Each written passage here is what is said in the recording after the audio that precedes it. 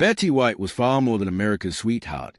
She was a woman of resilience and quiet strength who defied Hollywood norms, challenged racial barriers, and faced personal hardship with grace.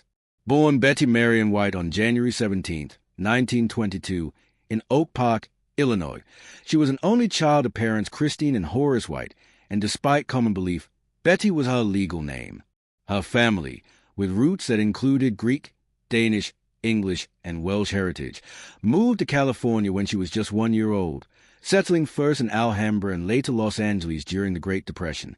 Money was tight, and her father supported the family by building crystal radios and trading them for necessities, sometimes even for dogs. Growing up in Beverly Hills, Betty attended Horace Mann Elementary School and Beverly Hills High School, where she loved the outdoors and initially dreamed of becoming a forest ranger, a career closed to women at the time.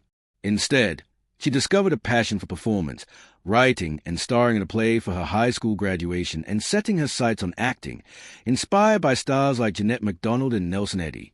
Just 1 month after graduating in 1939, she sang on an experimental television broadcast at a time when TV itself was brand new, while also working as a model and landing her first acting job at the Blisshaden Little Theatre. World War II soon interrupted her career, and Betty volunteered with the American Women's Voluntary Services, driving supply trucks to soldiers in the Hollywood Hills and performing in shows for troops, later describing the era as strange and disorienting but meaningful. After the war, she eagerly returned to acting, only to be rejected by film studios for not being photogenic, prompting her to pivot to radio, where she took any job available, from reading commercials to background voices, earning little but gaining experience. Her persistence paid off as she appeared on popular radio programs before making a major leap to television in 1949 as co-host of the live daily variety show Hollywood on television.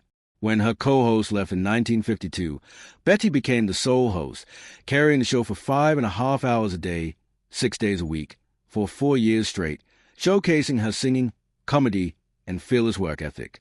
Her talent earned her a 1951 Emmy nomination for Best Actress on Television, a remarkable honor in an era when the award recognized overall performance rather than a single role. From 1952 to 1954, she starred in and produced The Betty White Show, becoming one of the few women in television to control her own program, and even hiring a female director. Most notably, she made history by giving African-American tap dancer Arthur Duncan a regular spot on the show, defying segregation-era backlash from Southern stations and firmly refusing to remove him, instead increasing his airtime. Though the show was eventually canceled after frequent time slot changes, Betty White had already cemented her legacy as a pioneer who stood up for equality, talent, and integrity, laying the foundation for the icon she would later become. As her stardom rose in 1952, the same year she began hosting Hollywood on television, Betty White teamed up with friends to form her own production company, Bandit Productions, and created a sitcom called Life with Elizabeth. The show was a major breakthrough, with Betty starring as Elizabeth, a married woman constantly finding herself in relatable, humorous situations. It became a hit, earning her a Los Angeles Emmy Award, and was groundbreaking for its time because the 28-year-old Betty held full creative control, making decisions both on and off camera while still living with her parents. She described the show as grounded in real life rather than glamour, with many storylines inspired by her own experiences, those of her co-stars like Del Moore and the writers. Alongside the sitcom, Betty became a familiar face in live television commercials, most notably for Dr. Russ Dog Food, and made guest appearances on popular programs such as A Millionaire. After Life with Elizabeth ended, she took on the role of Vicky Angel in ABC's Date with the Angels, a sitcom built around fantasy sequences that were later removed at the insistence of sponsors, leaving Betty frustrated and calling it the only show she ever wanted to quit. Trapped by her contract, she completed the remaining 13 weeks, then returned to her strengths by reviving The Betty White Show to fulfill her ABC obligations. While Date with the Angels failed with critics and viewers, it led to a meaningful friendship with Lucille Ball, as the two met frequently at the same studio, bonded over their shared struggles as women in a male-dominated industry, supported each other through personal hardships, and developed a playful rivalry on game shows that lasted for years. In July 1959, Betty made her professional stage debut in Third Bestport in Pennsylvania, demonstrating her versatility and eagerness to explore new challenges. By the 1960s, she was a fixture on television, appearing regularly on talk shows and game shows such as Password, What's My Line, To Tell the Truth, I've Got a Secret, Match Game, and Pyramid, where her quick wit and charm made her favorite. In 1962, she made her film debut in Advise and Consent, playing a strong female role unusual for the era, followed in 1963 by a live stage performance as Anna Leonowens in The King and I, further proving her range. Though offered a prestigious anchor role on the Today Show in the 1960s, Betty declined because it required relocating to New York, a decision that ultimately went to Barbara Walters. Even without that role, Betty remained omnipresent, hosting the Rose Parade on NBC for 19 years, appearing on late-night television, and continuing to win over audiences with her warmth, humor, and tireless work ethic as she became one of television's most enduring stars by the early 1970s. As an established star, Betty White landed a role on the hit series The Mary Tyler Moore Show, where she played Sue Nivens, a character famously known for being man-hungry. While the role was fun, Betty often described Sue as icky sweet, seeing her as a satire of how women were expected to behave at the time, overly sugary, passive, and polite, traits Betty loved poking fun at through comedy. The producers adored her performance so much that Sue was promoted to a regular character after Valerie Harper left the show. One of the funniest aspects of Sue was the sharp contrast between her on-screen persona and her true nature. On The Happy Homemaker, she was endlessly cheerful, while in reality she was sassy and cynical. Betty's portrayal was a massive success, earning her 2 consecutive Emmy Awards in 1975 and 1976, despite the fact that the show's creators nearly passed on casting her because they worried her close friendship with Mary Tyler Moore might make things awkward if the role didn't work out.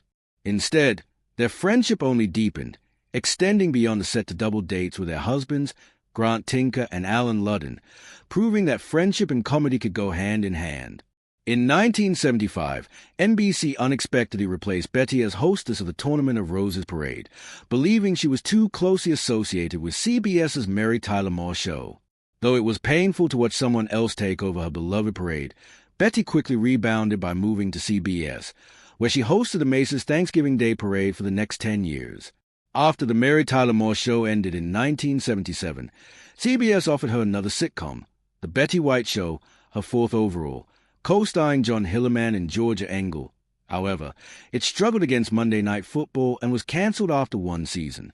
Undeterred, Betty stayed busy with frequent appearances on The Carol Burnett Show and The Tonight Show starring Johnny Carson, along with roles in TV, movies, and miniseries such as With This Ring and The Best Place to Be.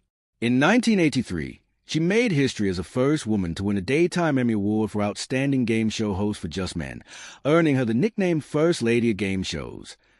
Betty's career reached legendary status in 1985 with The Golden Girls, where she played the lovable and endlessly naive Rose Nyland from St. Olaf, Minnesota.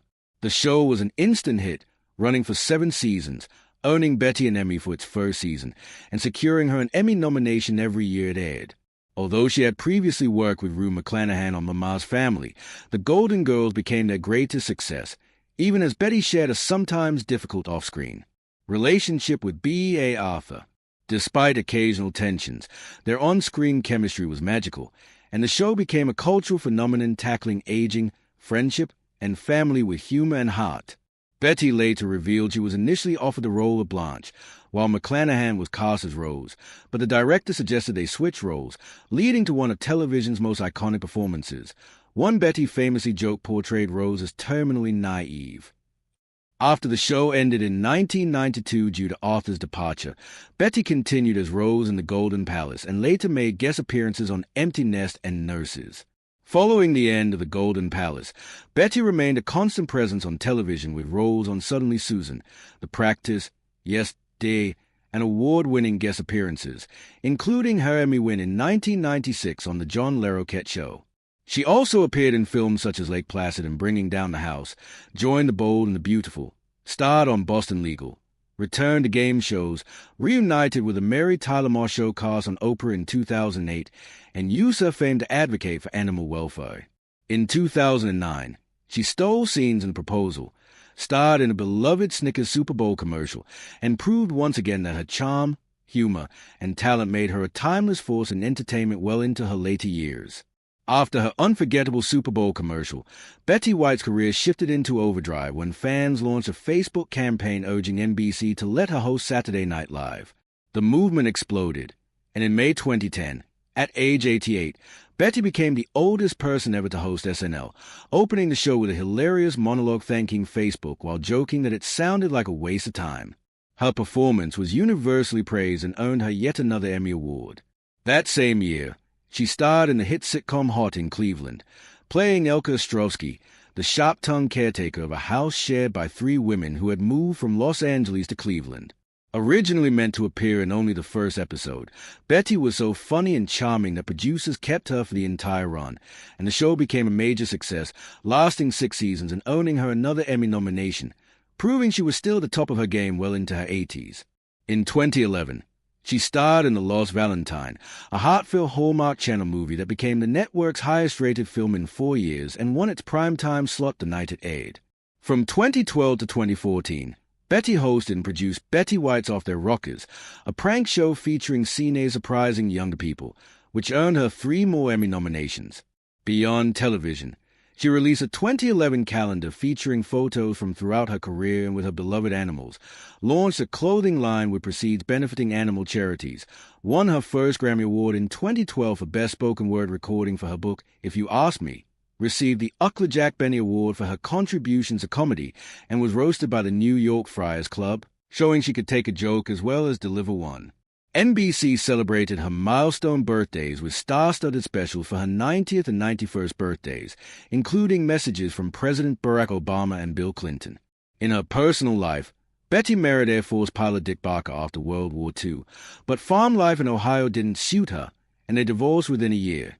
A second marriage to talent agent Lane Allen also ended due to differing life goals, but in 1961 she met the love of her life, Alan Ludden, while appearing on his game show Password.